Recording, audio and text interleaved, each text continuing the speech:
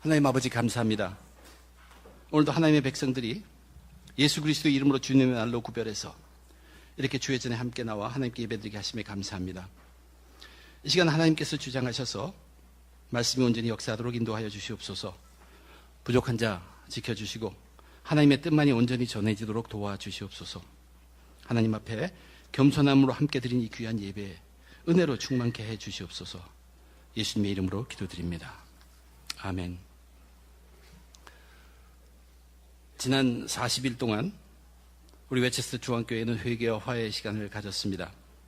그리고 오늘 우리 교회의 생일인 창립 41주년 기념주일을 맞이하게 되었습니다.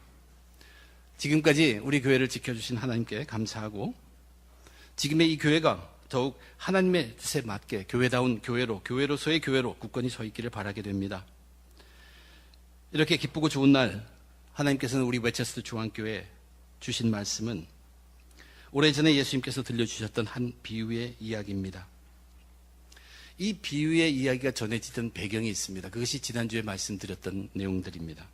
지난주 말씀의 본문에 의하면 바리새인의 한 지도자가 예수님을 안식일에 식사에 초대했습니다. 그는 바리새인의 지도자였습니다. 그가 직접 자기 눈으로 예수님을 확인하고 싶었습니다. 안식일에 병든 자를 거기에 준비시켜 놓고 과연 자기가 듣던 대로 안식일임에도 불구하고 예수 그리스도께서 그 병을 고치는가 안 치는가 보고 싶었습니다. 소문대로 예수님은 안식일에도 그 수종병든 자를 너끈히 기적으로 고치십니다. 이렇게 기적으로 병을 고치는 것은 하나님께서 그 예수 그리스도를 통해서 그들에게 기회를 부여하는 것입니다. 메시아로 오신 그분 앞에 그분을 받아들이고 죄를 고백하고 용서함을 받는 그 기회를 제공한 것입니다. 이것이 기회입니다.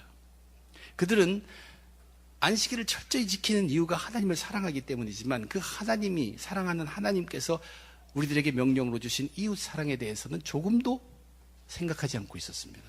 거기 한 불쌍한 이웃이 있었어요. 병든 이웃이 있었습니다. 그 이웃을 돌보려는 마음은 조금도 없고 그 이웃을 이용하려고만 했습니다. 자기 욕심대로 예수를 책잡기 위해서 그 병자를 사용하고 있었습니다.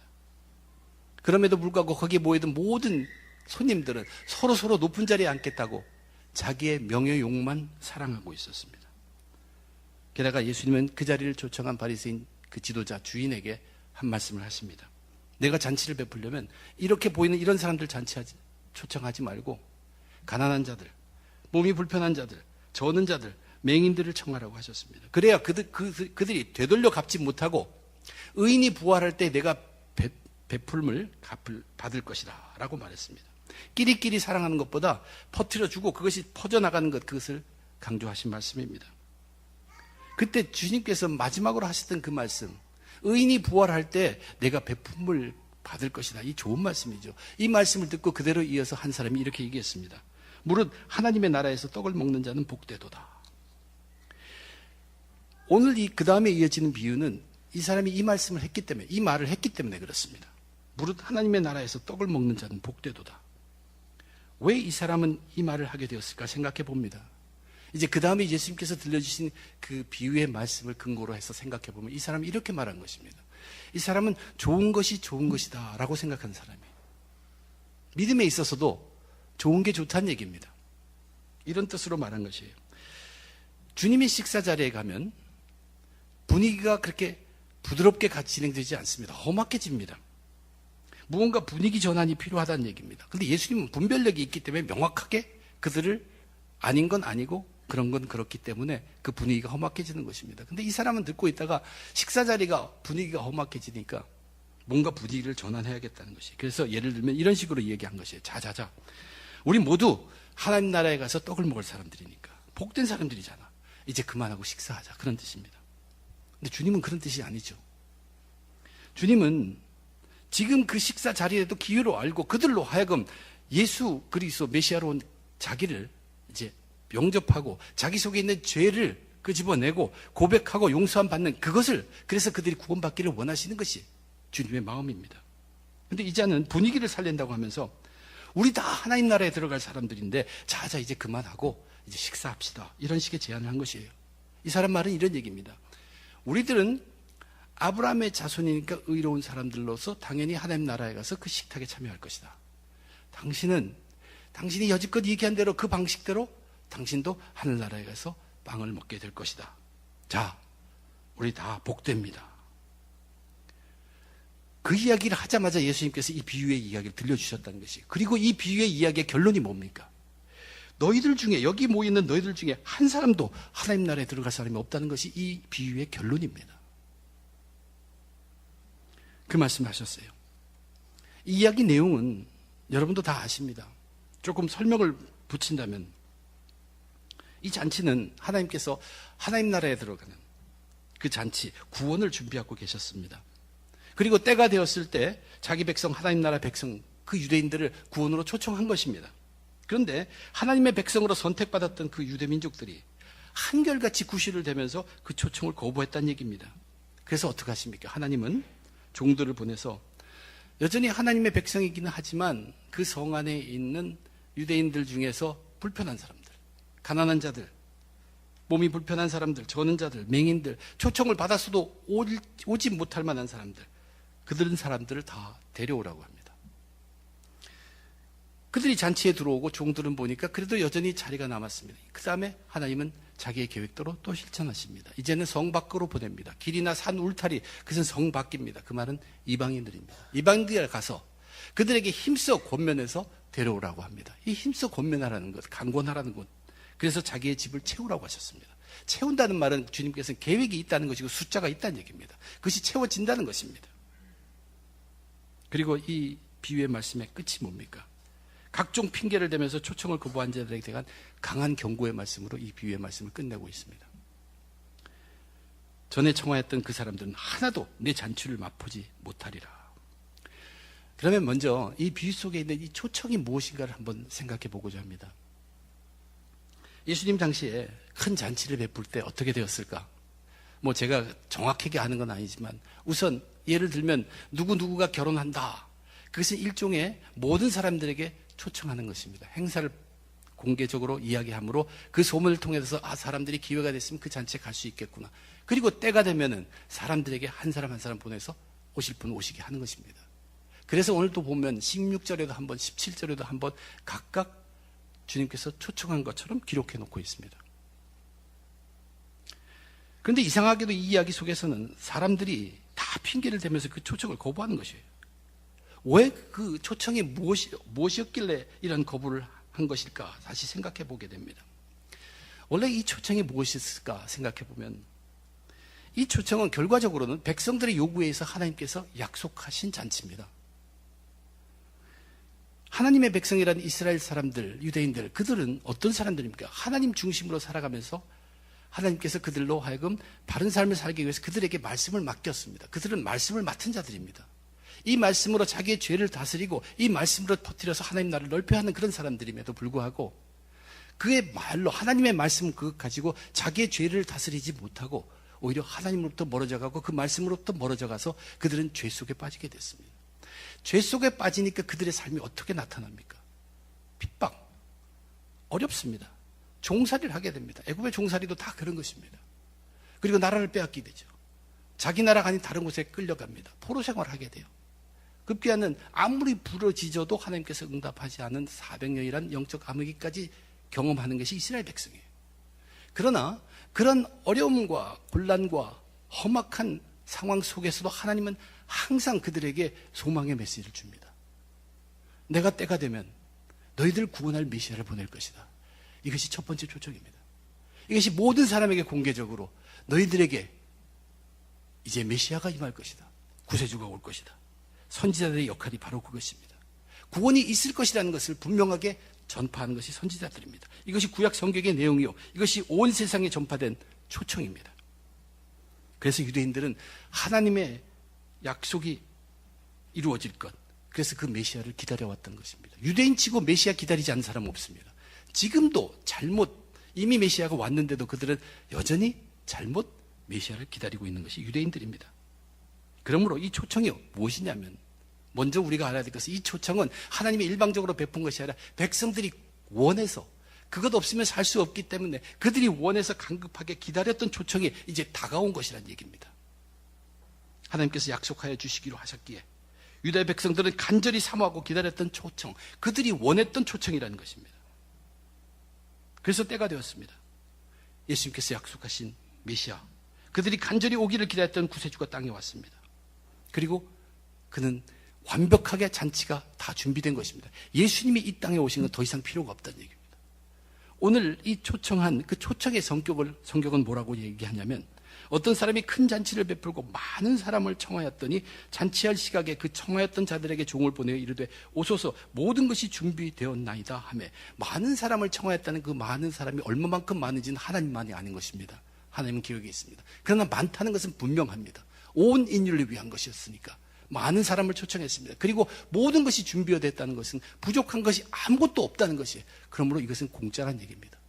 뭐를 지불할 필요가 없어요. 우리는 와서 그 잔치에 참여해서 즐기기만 하면 된다는 얘기입니다. 값없이 주신 풍성한 잔치, 이것이 초청이었습니다. 그렇지만 놀랍게도 그렇게 목말라 기다렸던 메시아를 찾으면서 구세주를 기다렸던 그들이, 그것이 다가왔어요. 공짜로 그들 앞에 주어졌지만 하나님의 백성이라는 사람들은 일제히 뜻을 모아서 그분을 거절했다는 얘기입니다. 왜?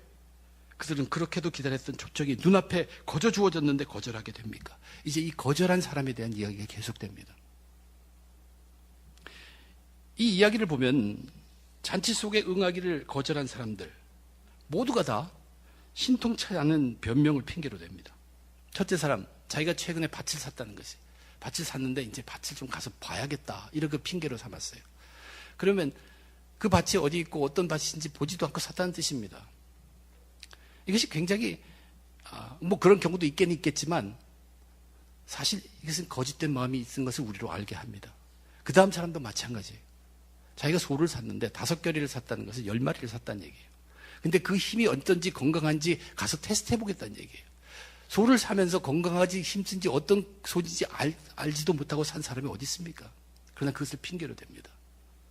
또 한 사람, 나는 장가 들어서 지금 사양을 해야겠다.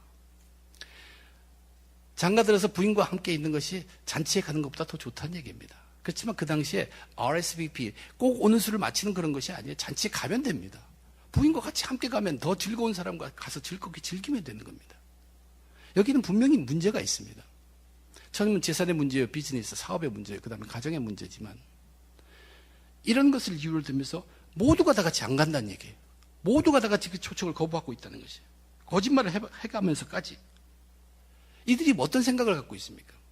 나는 좋은 게 좋은 사람이야. 그게 아무리 좋다고 해도 난 지금 이게 좋다는 얘기예요. 그래, 너희들 그래 가라. 나는 이거 즐길게. 이 생각입니다. 그들 생각에 무슨 생각이 드냐면 이 잔치에 문제가 있다는 얘기예요. 이 잔치 속에는 뭔가 문제가 있다는 것을 그들이 다 일치하게 보았다는 것이에요. 그 문제가 뭡니까? 메시아로 오신 예수님입니다. 그들은 선조 때부터 메시아를 기다리고 있었어요. 자기들이 기다리는 메시아가 정말로 대단할 줄 알았어요. 모습도 대단하고 막 이렇게 저렇게 하고 로마 정부에서 그들을 물리치고 자기들을 편하게 해주는, 결국 그들이 요구한 메시아는 자기를 잘 살게 해주는 메시아, 그걸 기다렸습니다. 짜자잔 나타날 그런 식의. 그러나 메시아라고 나타난 사람은 예수님이었어요. 보기에도 초라했습니다. 근데 그분이 그래도 기적은 해낸다는 얘기예요. 기적을 해망함이 있어도 그분이 나타남으로 자기들 속에 뭐가 나타났냐면 그분은 빛입니다. 진리라는 것이 왔어요. 그러면 자기 속에 있는 어두운 것이 다 보여지기 시작합니다. 자기 속이 들끓는 거예요. 내가 잘못한 것이 다 드러나기 시작해요. 불편한 것이, 싫은 거예요. 당신이 맞는 건 알지만 그럼 당신이 좋은 것은 좋은 거, 나는 내 좋은 것을 지켜야겠다는 것이에요. 좋은 게 좋은 거란 뜻입니다. 그래서 일체히 다 전부가 함께 같이 거부했다는 얘기입니다. 문제는 예수님이 있었다는 얘기예요.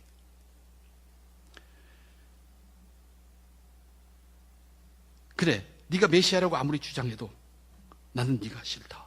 나는 내게 좋은 게 좋기 때문이다. 그래서 마음을 닫아버립니다. 이것이 구약 성경에서 예언한 것입니다. 그들은 눈이 있어도 보지 못합니다. 귀가 있어도 듣지 못합니다. 자기 좋은 것이 좋기 때문에. 근데 우리가 여기서 하나 눈여겨볼 것은 그들이 잔치에 참여하지 않고 핑계댄 그 내용들, 그것 하나하나들은 한 가지도 잘못된 것이 없습니다. 뭐 법을 어기거나 그런 것이 아니에요. 밭을 사고 소를 사고 장가 드는 것, 나름대로 다 열심히 산다고 하는 것입니다. 그것을 핑계로 메시아의 초청을 거부하고 있다는 것입니다. 그들의 속마음은, 진정한 그들의 거절한 이유는 예수님이 싫다는 것이에요. 난 좋은 게 좋은 사람이지 싫은 건 싫다는 얘기입니다. 자기들의 죄성을 파헤치는 예수님이 두려웠어요. 메시아를 기다린다고 하면서도 그 메시아를 기다리는 그 삶 속에 자기 나름대로 편한 삶을 살았는데 메시아가 오니까 그 속이 편치 않다는 것이, 속이 뒤집어진다는 것이, 예수님 때문에 뒤흔들리니까 싫다는 얘기예요. 자기는 자기 좋은 거 고수하겠다는 뜻입니다. 근데 그 다음에 이제 이 잔치상 자리가 어떻게 채워지는 것을 오늘 비유는 말씀해 줍니다. 잔치집의 주인이 어떻게 합니까? 만약 당시 상황이라고 해도 이런 상황이 벌어지면 사람이 와야 잔치를 하는데 그들이 다 못 오겠다고 이렇게 얘기한다면 분명히 그 잔치를 캔슬하거나 아니면 완전히 축소시켜서 가족만 즐기는 그런 시간으로 가질 것입니다. 그러나 하나님은 그런 분이 아닙니다. 많은 사람을 초청했다는 것은 벌써 이미 다 계획하고 계시다는 얘기예요. 철저히. 그리고 여기 보면 그 종들을 가서 빨리 데려오라 그런 것은 다 이미 계획되어 있는 것이니까 빨리 진행하라는 뜻입니다. 그럼 그렇게 하지 않습니다. 잔치상을 채웁니다. 하나님께서는 이미 준비해 놓은 숫자가 있습니다. 그래서 채우라는 표현을 치는 것입니다. 그 숫자에 이르기까지 하나님 나라는 점점 커져만 간다는 얘기입니다. 여기 보면 유대인들이 한결같이 초청을 거부하니까 그 주인이 화를 냈다고 하지만 이것은 하나님의 화냈다고 하는 것을 표현한 것보다도 그들이 그 거절함이 얼마나 어리석은 것이고 얼마나 잘못된 것이고 얼마나 무례한 것이라는 것을 알게 하는 표현일 따름입니다. 그래서 하나님은 어떻게 합니까? 유대인들 중에서도 그 약속하신 초청을 들고도 가고 싶은 마음은 있지만 자기의 모든 여건 때문에 가지 못하는 자들, 그들에게 종들을 보내서 빨리 그들을 데려오라고 이야기하십니다. 그 명령 중에 데려오라는 그 표현이 아주 중요한 표현이라고 저는 봅니다. 우선 이 성 안에 있는 유대인들 중에서도 가난한 자들, 몸 불편한 자들, 맹인들, 다리 저는 자들, 이들은 초청을 받았어도 올 수 없는 사람들입니다. 가난한 사람들은 씻지도 못하고 냄새도 나고 갖출 의복도 없고 그래서 가봐야 창피를 당하잖아요. 그런데 주인은 뭐라고 명령합니까? 데려오라는 것입니다.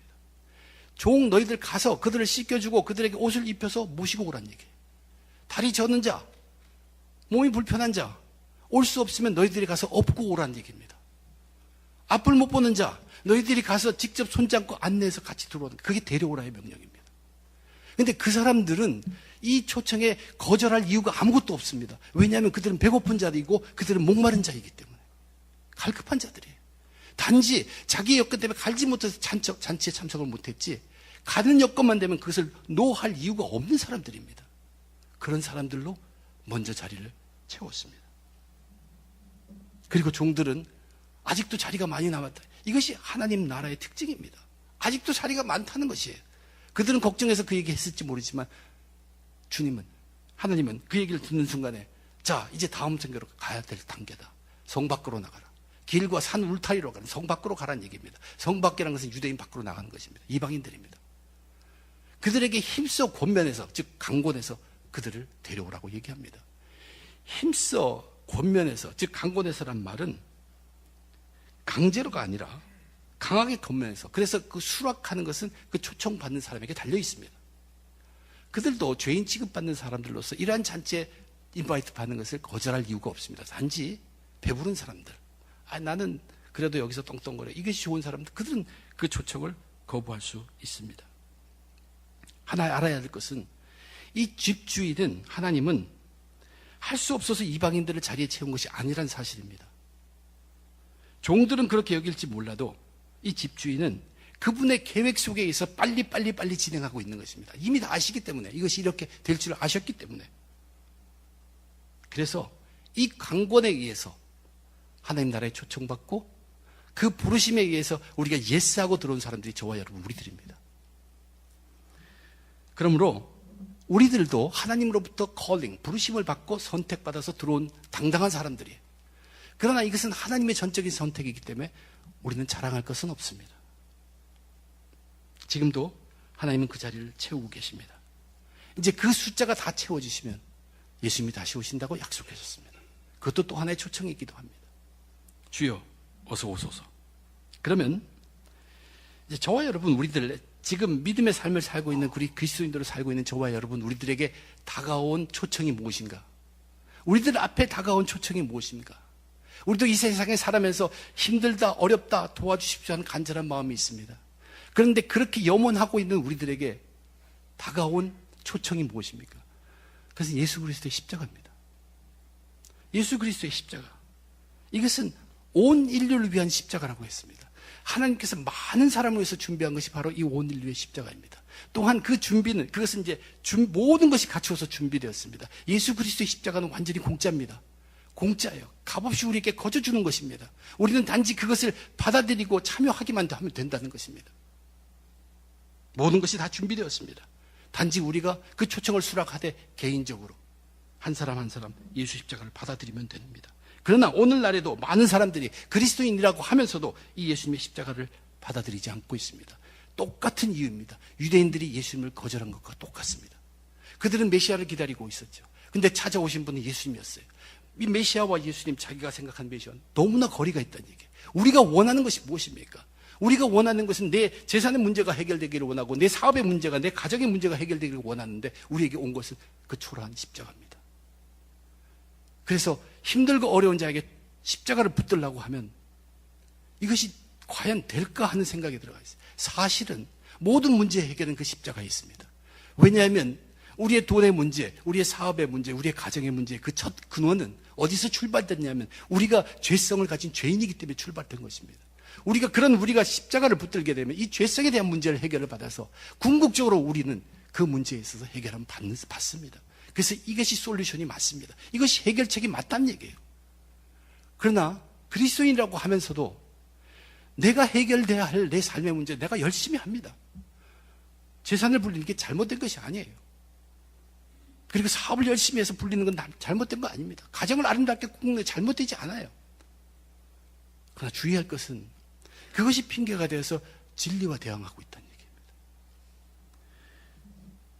자기의 기대와 이 십자가가 다르다고 해서 담을 쌓아버리면 우리는 성경이 예언한 대로 눈은 있지만 보지 못하고 귀는 있지만 듣지 못하게 된다는 얘기입니다. 유대인들처럼 그렇게 됩니다.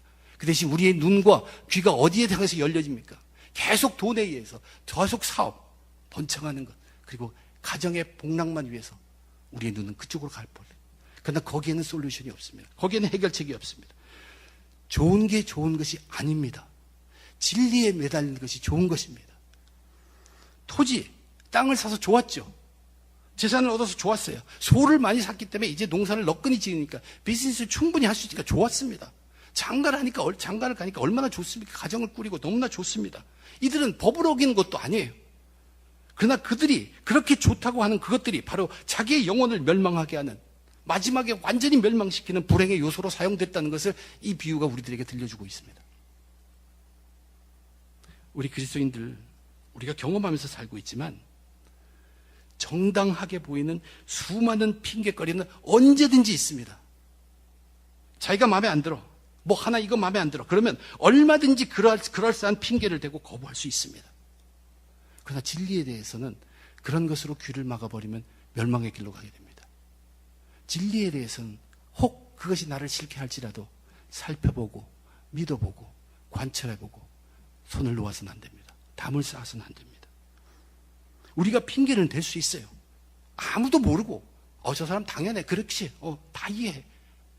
그렇지만 그것이 진리를 무시한다거나 그것이 진리에 대항하는 것이 되었을 때에는 예수님이 빌리에서 들려주신 마지막 그 경고가 우리들의 경고가 될 것입니다. 전에 청하였던 그 사람들은 하나도 내 잔치를 맛보지 못하리라. 교회 공동체는 사람의 좋은 것들로 이루어지는 공동체가 아닙니다. 결코 아닙니다. 교회라는 공동체는 사람의 좋은 것이 아닌 진리를 따르는 공동체이어야 합니다. 우리가 진리를 따를 때 그때 사람에게 궁극적으로 좋은 것이 이루어지는 것을, 하나님께서 인정하시는 그 좋은 것이 이루어진다는 것을 우리는 믿고 그대로 살아가는 사람들입니다. 비록 그것이 내 앞에서 현실적으로 지금 당장 나타나지 않는다 할지라도. 왜냐하면 우리들에게서, 믿음의 사람들에게서 일을 이루시는 분은 우리가 아닙니다. 성경을 거듭 얘기하는데도 우리는 계속 우리가 이루어야 된다고 생각하지만 겉모양은 우리가 이룬 것처럼 될지 모르지만 그것은 하나님이 이루신 것입니다. 그래서 우리 그리스도인은 어떻게 해야 됩니까? 과거의 믿음이 아니에요. 지금 이 순간 여건 때마다 모든 사람이 직분에 관계없어요. 목사든 장로님이든 권사님이든 집사님이든 그냥 성도이든 관계없이 모두가 다 순간순간 그때마다 과거가 아니라 그 순간에 예수 그리스도 안에서 진리인 하나님의 말씀을 가까이 하고 있어야 되고 예수 그리스도 안에서 진리인 성령의 충만함을 애쓰고 있어야 합니다. 이것이 가장 복된 길이고 이것이 하나님께 영광 돌리는 길입니다. 데살로니가전서 마지막 격을 보면 그런 자들에게 하나님께서 그들의 깨끗함을 유지시켜서 끝까지 하나님 만날 때까지 보존시켜 주신다고 했어요. 그리고 우리를 그렇게 부르시고 택하신 사람 그 하나님이 미쁘시기 때문에 그분이 우리를 위하여 모든 것을 다 이루시리라. 일을 하시는 분이 하나님이라고 명확하게 이야기합니다. 일을 안 하자는 것이 아닙니다. 일을 하는 것처럼 나타나도록 우리는 진리에 붙어 있어야 합니다. 진리에 붙어 있고 성령이 충만한 사람 가만히 있지 못합니다. 하나님이 쓰시고 움직이고 밀어붙이기 때문에 그래서 일이 드러나지만 우리는 그것을 일을 하는 것처럼 느끼지 못할 수도 있습니다. 그러나 하나님은 그런 자를 향하여 그런 교회를 위하여 그런 교회를 써서 하나님의 일을 이루신다는 얘기입니다. 진리를 따르고 진리를 지키는 교회를 통해 하나님께서 일하십니다. 41살이 된 우리 웨체스터 중앙교회 이런 교회다운 교회로 지켜지기를 바랍니다. 그리고 그 공동체 안에서는 예수 십자가를 통해서 말씀과 성령의 진리 붙들고 사는 성도들이 항상 예수 안에서 기뻐하고 감사하고 기도하는 그러한 삶으로 끝까지 승리하신 저와 여러분